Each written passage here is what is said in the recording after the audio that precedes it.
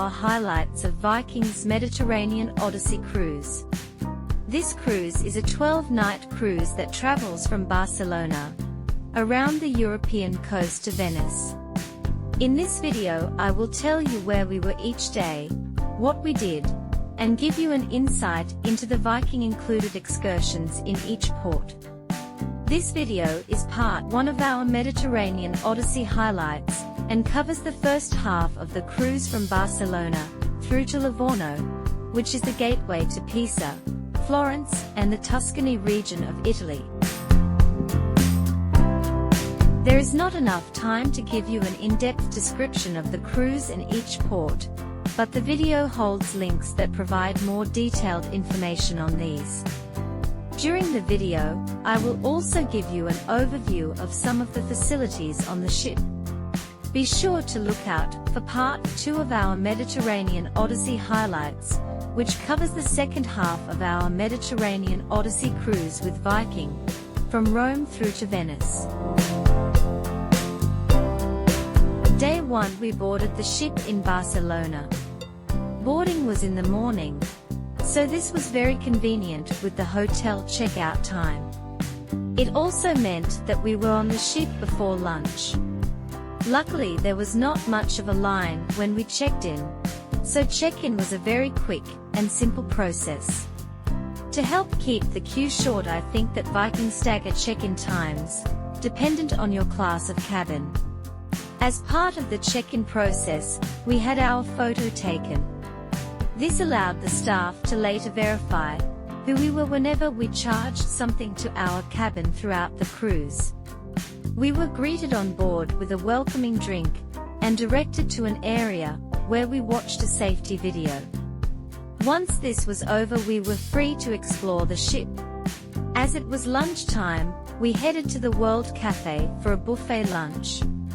The World Cafe and the Pool Grill were the only 2 options open for lunch on day 1. On subsequent days, lunch could also be had in the Explorers Lounge at the front of the ship. We spent the rest of the day enjoying our cabin and exploring the ship. Our cabin was pretty much what we had seen in videos before the trip, so there were no real surprises. The cabins are very comfortable, and, for a ship, they are quite spacious.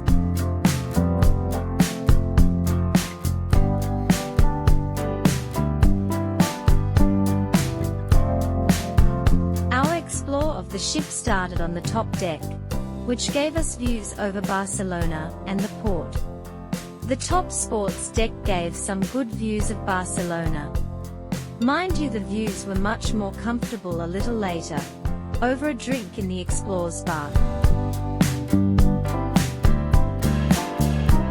The sports deck is normally equipped with shuffleboard and golfing gear, as well as gym equipment.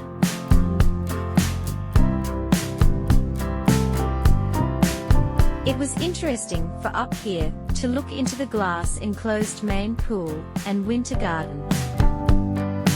There are plenty of deck chairs on the Viking ships, so you do not have people getting up early and rushing to put a towel on the chairs to claim them for the day.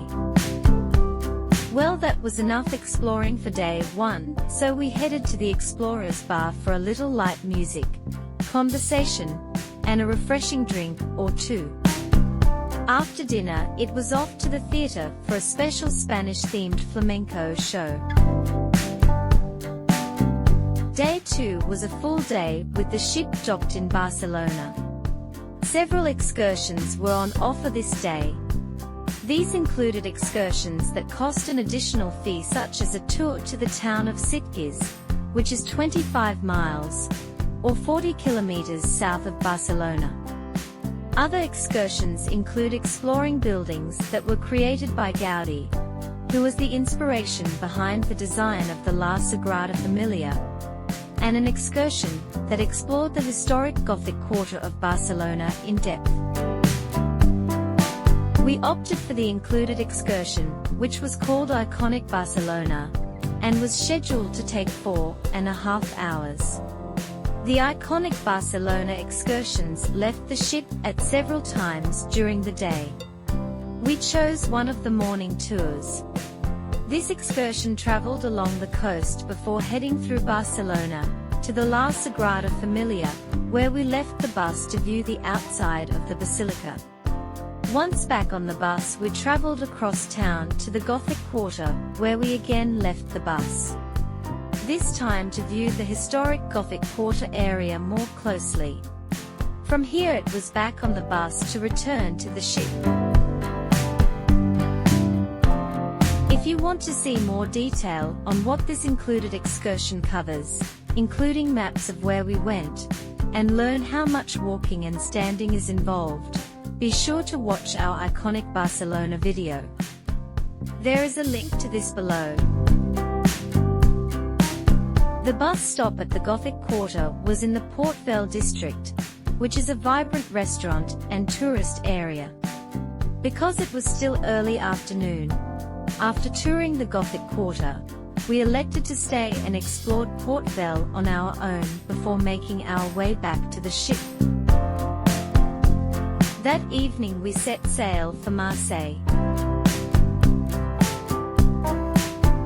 On day 3 we awoke to rain, as the ship glided past the entrance to the old port of Marseille on its arrival in Marseille.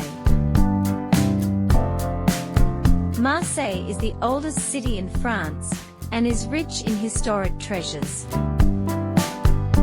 Again, we were offered a variety of excursions in Marseille. These included several tours through Provence. Some as far inland as Avignon, which is 60 miles, or 100 kilometers inland. We again opted for a morning session of the included excursion, which was called Scenic Marseille, and was scheduled to take 3 hours.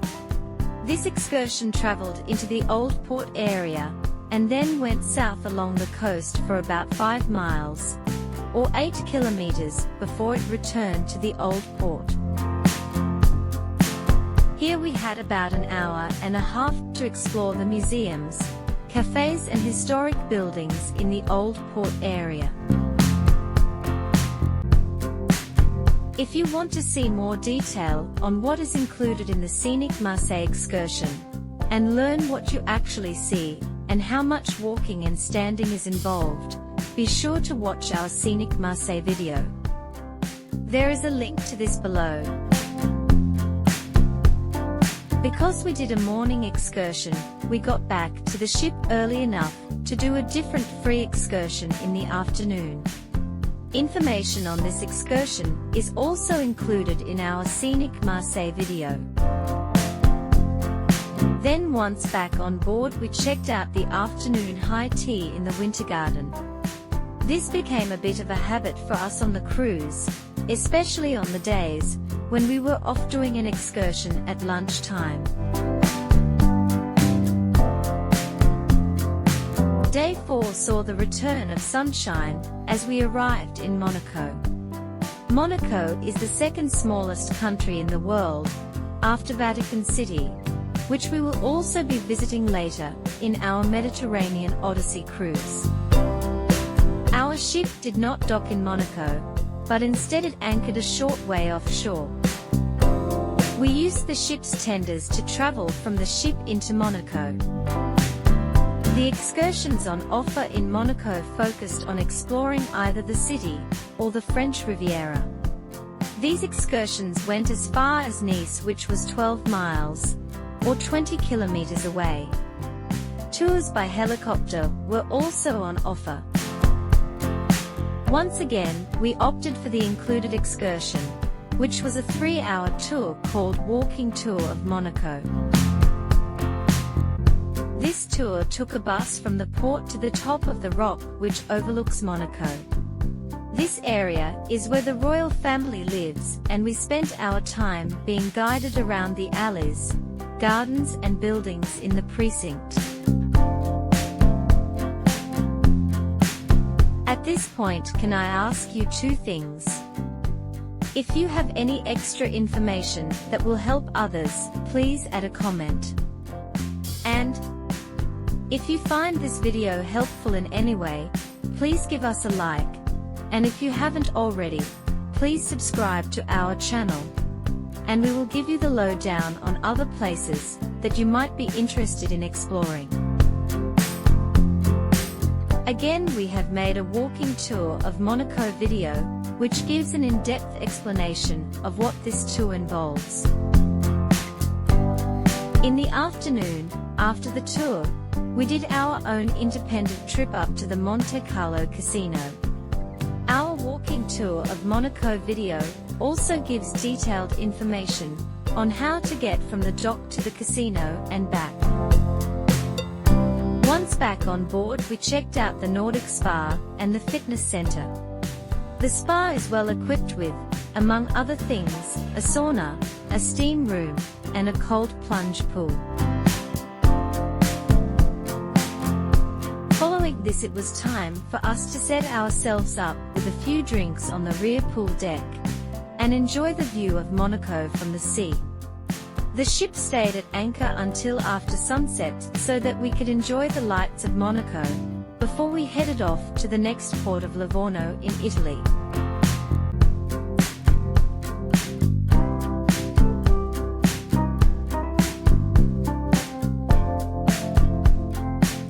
Day 5 and we were in Livorno. Livorno is the Italian port gateway to Tuscany, with its rich Renaissance museums and buildings. There were several different excursions on offer here to various places in Tuscany, with Florence or Pisa being the main destinations. One offered both Florence and Pisa. The included excursion, which we elected to do, was called From Tuscany to Pisa. This took about 4 hours. On this excursion we had about a 45-minute bus ride from Livorno, through the western Tuscan countryside, to the Square of Miracles, which holds the Leaning Tower of Pisa. Here we viewed the historic buildings including the tower, the cathedral, and the baptistry. This excursion involved one of the longest walks that we had on the Mediterranean Odyssey excursions. So if you want to find out more about this excursion and what it entails, be sure to watch our From Tuscany to Pisa video. There is a link to this below.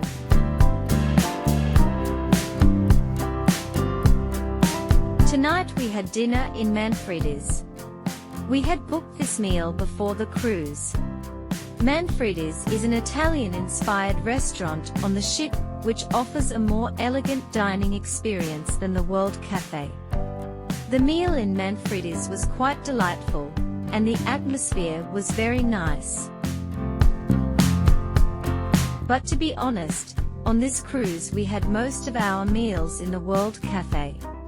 While the other restaurants may be more elegant, we found the food and the staff in the World Cafe to be very good.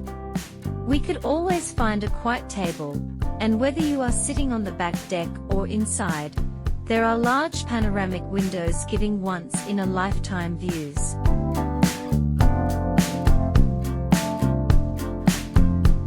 Well, there is a brief look at the first 5 days of our Mediterranean Odyssey cruise with Viking, and what we did on these days. We hope this video gives you a good insight on what to expect, and that it helps you to plan your holiday, so that you get the most out of it.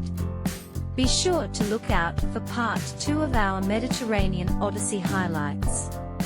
Part 2 covers the second half of the cruise from Rome through to Venice. We had a fantastic time on our Mediterranean Odyssey, and if you think the first half was good, just wait until you see the second half.